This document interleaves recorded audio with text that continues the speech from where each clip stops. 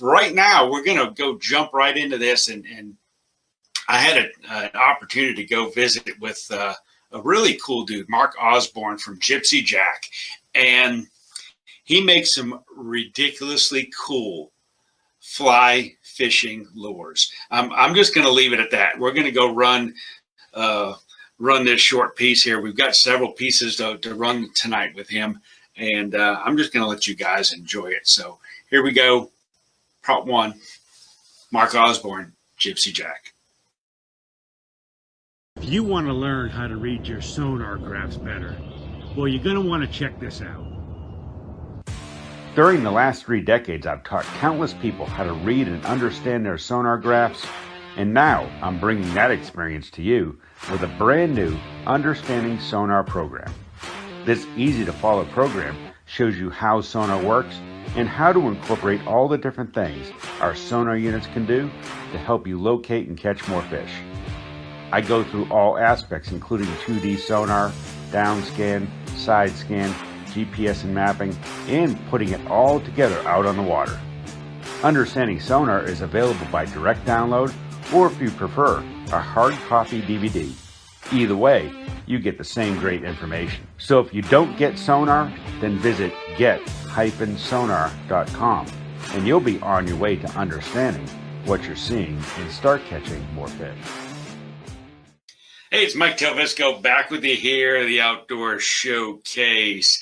And I tell you what, how many of you have seen or fished with one of those in your life?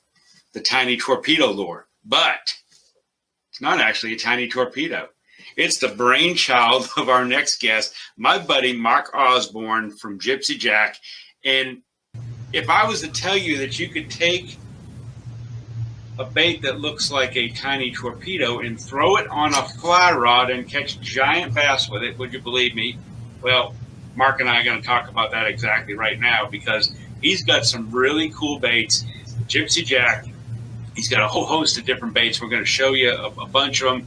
And I'm super excited because not only we got you on the show, but we actually went out and did some fishing, which we're going to show a little bit later in the show as well. We sure did, and we had a whole lot of fun. You showed me how to catch bass on a fly rod there, Mike. Well, it was your expertise in, showing me how to actually cast with a fly rod. I had not thrown one in probably 15 years, and to the extent of most of my fly fishing has been with, traditional flies and things like that. Maybe your occasional bass bug, but I've never had the chance to throw something that looks like that, which is really, really cool. If you recollect, we weren't out on the spot for 5 minutes, and you had a fish on that lure, that exact lure on Watts Bar Lake. So Mark, tell me a little bit about the lures of Gypsy Jack, how you came about designing them, and what makes them so special. The lure that looks the most like a tiny torpedo is called a slight Mike. Then we have something that's similar, another prop bait. It's called a Moby D, because if you look at that profile, it looks kind of like when you see a cartoon whale. That's the profile it looks, and this actually dips from side to side, so it has a different kind of action in the water. And then if you absolutely can't get them on top, and you want to fish something like remember the old flatfish, the lazy ikes? This is called Ziggy McGee, and it's very effective in fast water situations and basically in early spring when you would be throwing like a square-billed crankbait. And one of the things too, Mark, is that there's a lot of unique design elements to your baits. One of the things that I decided to do, and it was an evolution thing, was I decided to go to, instead of using smaller baits like you would on like most fly fishermen will take something If they're bass fishing, they'll use a popper or they'll use a deer hair bug. And the problem with the deer hair plugs is that after you throw them about 3 or 4 times, it's kind of like they get waterlogged. It's like trying to cast a wet sock on your fly rod. And also, you can't consistently catch bass on there. So what I found when I started making these baits is I was making them smaller, because I'm thinking, oh, I'm fishing a fly rod, and it needs to be small and easier to cast, and I'd get a lot of casting in and not a lot of fish, and the fish I'd catch would be usually small things, a lot of bluegill, that sort of thing. And I thought about it, and I thought, well, I'm using a flexible foam, and so the bodies of these baits don't. It doesn't matter if it's this size or this size, it weighs about the same. And so I thought, well, light bulb went off in my head. I'll just make these larger. And the first one I made was the slight mite bait, the torpedo-like bait. And it was like flipping on a light switch. The first time I tried it, it was like the fish that wouldn't bite the smaller bait were biting that slight mite, that torpedo-sized bait. Size matters, and the bigger fish are going to take a bigger bait. The thing about it is that all of these baits came through like decades of trial and error trying to get them right. One of the first things I had to figure out when I made one of these baits, I started out with materials like balsa and it's like the deer hair. When you throw one of these on a fly rod, what happens is you have all this wind resistance and your leader gets all knotted up because it twisted all to pieces. So the first thing I had to figure out was how do I solve that? And the way you solve it is you use a swivel tie-on, and that's part of the production process that makes it more difficult to produce these, is to ensure that bait can swivel. And the other thing that I had to figure out was wider gapped hook. There are double hooks and treble hooks that are really, really lightweight, but they're big enough that when a bass hits, he's going to stay hooked. He's going to stay buttoned. And the other thing I discovered is that you really need this belly hook. You see this belly hook on here? And what happens though, if you have a belly hook on and you're flinging this back and forth with the fly rod, is that the line is going to get caught with that hook every other cast. Absolutely. And we're actually going to check out how well they work here in just a second. We're going to take a look at what we did out in the water, and we're going to watch part 1 of Mike goes fly fishing with Gypsy Jack. We'll be right back. Outdoor Showcase.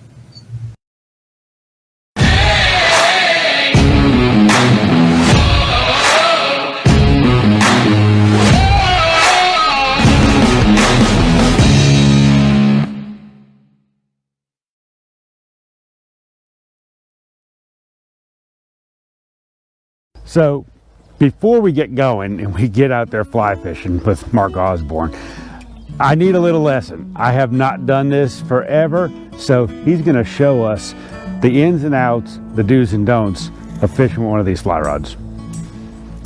So a real quick, easy 3-step process I learned in England. This old Brit took me aside and said, look son, you're going to have to learn how to cast if you're going to be out here on these fisheries. So it's a 3-step process. The first thing you do is you go out into a middle of field where there's no no trees in front of you and back of you. Get your fly rod out, put about 20 yards of line out at the end of the rod, and what you want to be able to do is pick up that line and throw it behind you and pitch it forward, and you're going to do that with a 3-step process. And the first step is you point the rod here. Second step is you're going to flick it, raise it up, flick it back to about here, and the third step is you're going to push forward like that. And so it's 1, 2, 3. Awesome. My turn. We'll bring it back. 2, 3. Nothing to it, is it? Pretty easy, even for a bass guy. 1, 2, 3. There you go. Nothing to it. It shoots right out there, doesn't it? Let's go fly fishing. We're gonna get out in the water. Lessons are done. 2 casts, I got it. We'll see what happens out in the water. Mark Osborne, Gypsy Jack. We're going fishing. The lake looks beautiful. Come on. Cool beans. So we finally get out in the water. I'm really liking the way I'm casting, except for the occasional boat dock and tree limb that gets in the way. And then Mark criticizes my retrieve methods. See how I'm holding the line? Mm-hmm. Grip it that way. That way, if something bites, you can lift up and you don't have any. Because they're big fish in here. And I'd hate to see you lose them. I just thought I'd give it a little extra, extra action there to entice some fish. You don't like my technique? No. Actually, no. It's great action for you get a bite though. The fish like it because you're not going to be able to catch it. Come on, I'm a pioneer of fly fishing here. And now it's time for a little payback on my end. Broke down and bought a couple of bait casting reels. I've been using those old ambassadors from the 70s.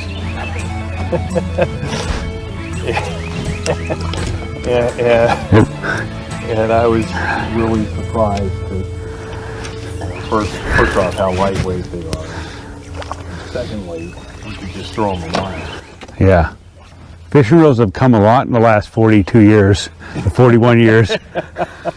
You think? Yeah. 50, but how old? 70s? Yep. Oh yeah. Okay. 50 years.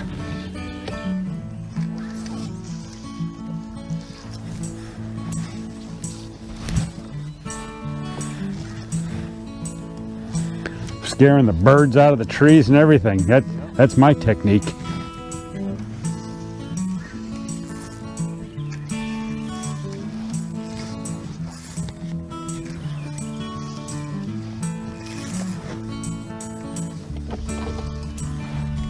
Look at that technique. It got out there, didn't it? I'm going to talk. I don't have any fish. Well, I told you before, I am the pioneer of fly fishing. I mean, you know. It's obvious. Pioneering something, man. Looks like you're chopping down trees.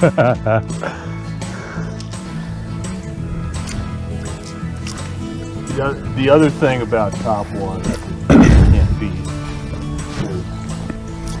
is you stick with it. Oh, there he goes. Just like you talked about. I changed my. It's a giant, folks. He's got the net. I don't know. Do I need the net for this? Yeah. Do you? I mean, it's a really big one. He's got the net. There we go. My gosh. And there we have it, folks. My first Gypsy Jack topwater bass on, which one is that called now again? This is a slight mic. Slight mic. Well, I mean, that's exactly what And a bass. I need to be throwing. Slight mic. And a There it is right there. and a bass snack pattern. Mm-hmm. Isn't that great? And And those, see, oh, those are good hooks. These are really like the perfect hook for these. Yeah, just a thin wire, so you don't need to overpower the hook set. You notice the expert hook set that I impaled on that fish was not the jerk of the rod tip, but the strip of the line like you taught me. Yep. And that's how I caught this thing right here. I'm gonna put him back, try to catch another one. That was super fun. There we go.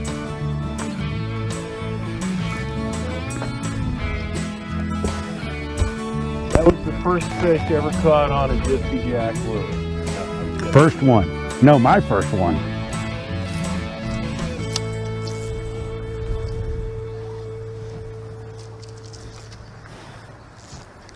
Tell you one thing, Mark, the fishing may not have been great today, but at least my casting has got a whole lot better.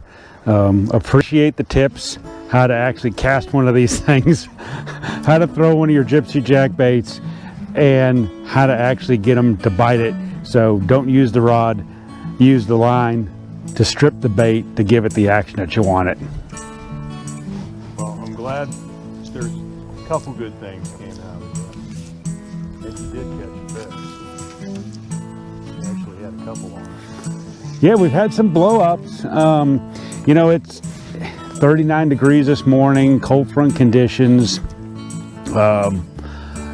Just not the greatest day to throw topwaters, but a nice day to be out here in the water anyway, and learn something about your baits, learn some techniques about catching bass a whole different way, and something that anybody that's a fan of these type style lures that they used to fish with their spinning and bait casting gear can now do them with their fly rod.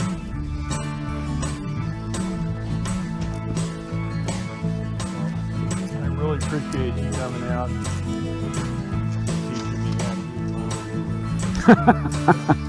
lures. Anytime. Sure as heck out of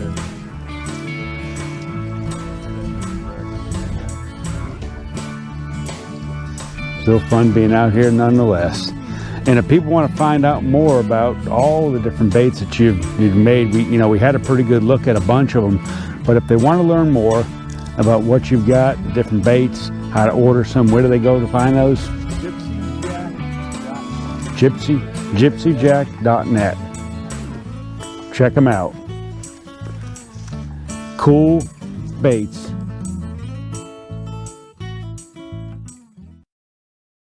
Man, was that a lot of fun going out there fly fishing with some really cool baits from Gypsy Jack, Mark Osborne, and just a really, really fun day on the water. And not only from just the perspective of being out there doing something different, but, getting a hang with my buddy here and learning something new that, you don't ordinarily do. At least I don't ordinarily do it. And, one of the things that we did as we talked a lot about the baits and how you came up with the concepts and the different baits and how they're constructed, but we also talked a lot about the proper equipment that you need to be able to go fly rodding for bass and things like that, and just some of your insight. So I'd like to talk a little bit about that portion of it right now. One of the things I had to figure out was if I wanted to cast for distance, how would I do that? And I learned I spent 7 years in the Navy. In my last 3 years, I was in London, and I went trout fishing all across the country and in Wales. And one of the first things I learned was this 8-foot off the shelf fly rod that I had from the States was not going to catch me any fish over there. And because you had to be able to, in these fisheries, they're basically just large ponds, and they stock them with trout, and you can see the trout rising all over the place, about 40-50 feet off the bank.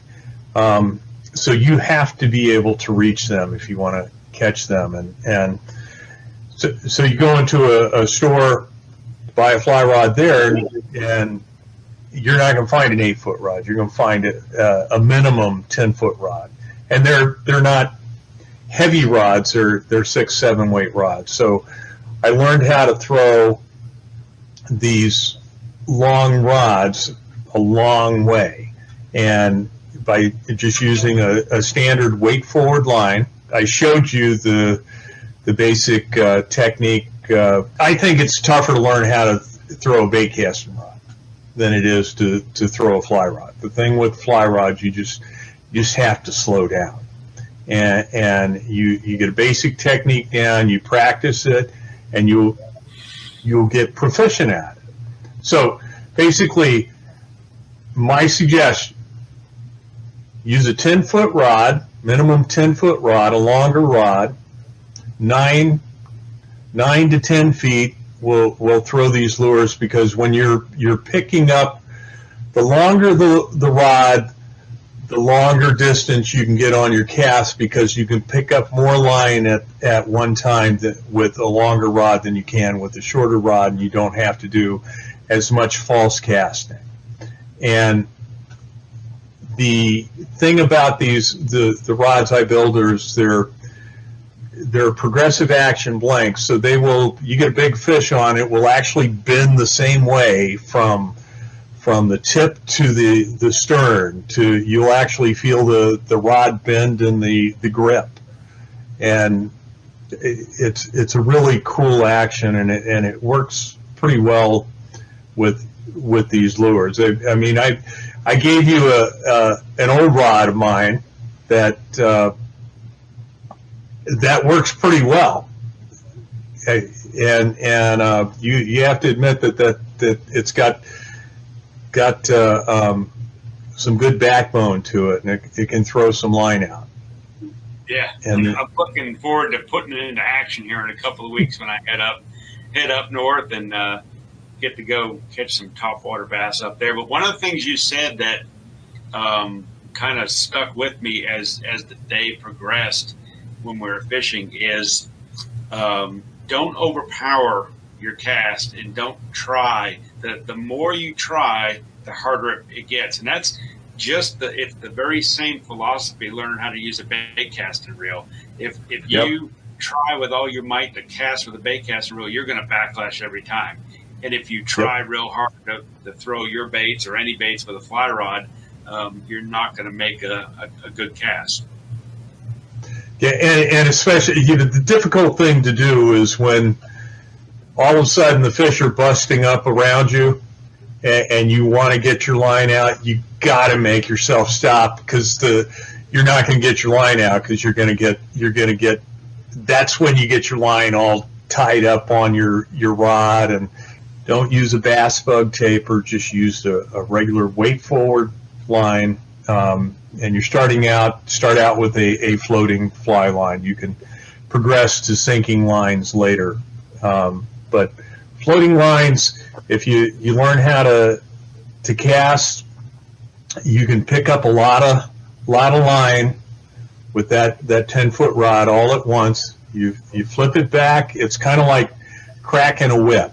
You wait till the line gets back behind you, just wait, and then you push it forward. Mark, if people want to find more about your baits, more about what you do, gypsyjack.net, right?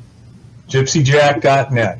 Gypsyjack.net. If you have a question about any of the baits, send me an email. There's a phone number on the site. Leave a message, and I'll call you back. And Mark, there's one more bait that every bass fisherman loves to throw, and that is a frog imitator. And these are the ones we haven't talked about. This is called Toady Jody, and when the fish sees it underwater, it looks just like a frog sitting there. It's got a beautiful little profile. This is great in the weeds, great around laydowns and whatnot, because you can throw it in there and it's not going to get snagged.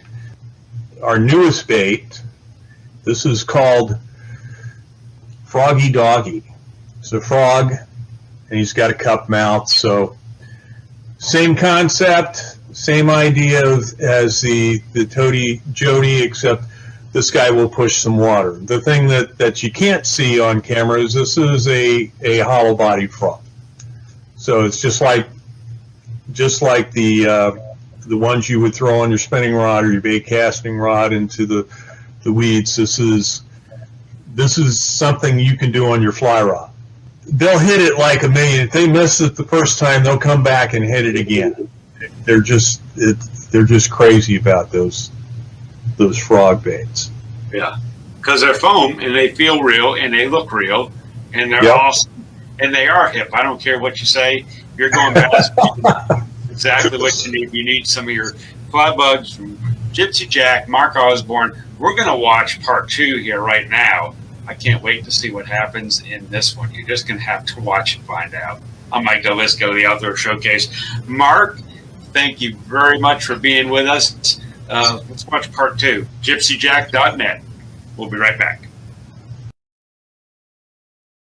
The best in outdoor products every month on the Outdoor Showcase. Hosts Sheila Bunch and Mike DelVisco bring you new, unique, and awesome products for the outdoors, featuring guests and segments. Whether you fish, boat, camp, or just love the outdoors, there's always something for everyone. We are live the last Thursday of every month on the Pride Outdoor Network, available on Fire TV and Roku. For more info or to have your products showcased, visit theoutdoorshowcase.com. We'll see you in the great outdoors. Hey, Mike DelVisco back with you here. Hope you guys enjoyed that. I had so much fun. Mark Osborne's always such a fun dude to be around. And we've talked an awful lot over the last several months. And this is the first time we've actually had the opportunity to get out in the water, go fish a little bit, check out the really cool baits that he's got. And we are going to have a part 2 where there's evidently internet issues going on all around here in the Southeast, and especially here in East Tennessee right now that is preventing us from loading with speeds right now. But and that's why we had a hard time getting Seth on too. Seth couldn't get on from wherever he was. So hopefully my goal here and on the next show is to get Seth back on, and then we will run part 2 of Gypsy Jack. You're going to want to check out and see what happens on that part. You saw me catch one, but Mark really goes into detail of all of his different baits and some of the little things that he's done. And when you think about, nobody else has ever done anything like that I know of, to actually take the lures that we fished as kids and, frogs and flatfish and minnow baits and poppers and tiny torpedoes and turn them into fly fishing lures. And it was so much fun. I'm actually heading to Maine tomorrow. And if you guys remember a past episode that we did, I believe it was the last one, was Alden Camps in Oakland, Maine. And I guarantee you one thing. I have a fly rod with me that Mark was so nice enough to let me take with him. He gave me a couple of boxes of his baits. I'm going to throw every single one of them, and we're going to catch a ton of fish on topwater baits and maybe even have some more footage for you guys. So appreciate you being here tonight. Like I said, Sheila was out tonight, but next month, the last Thursday of the month in June, I think it's the 24th is when we're on, but check the East Tennessee Fishing Show Facebook page for more info, and stay tuned. As always, if you guys want to see more content, I noticed there's a bunch more up on the Outdoor Showcase channel on the Pride Outdoor Network. You can watch that 24/7, however many times you want. I believe the Alden Camp episodes are up there now. A bunch of our other live episodes are up there too. So tons of content to go check out on the Pride Outdoor Network, available on Amazon Fire Stick and your Roku device. And as always, Mike DelVisco, the Outdoor Showcase. We'll see you here next month.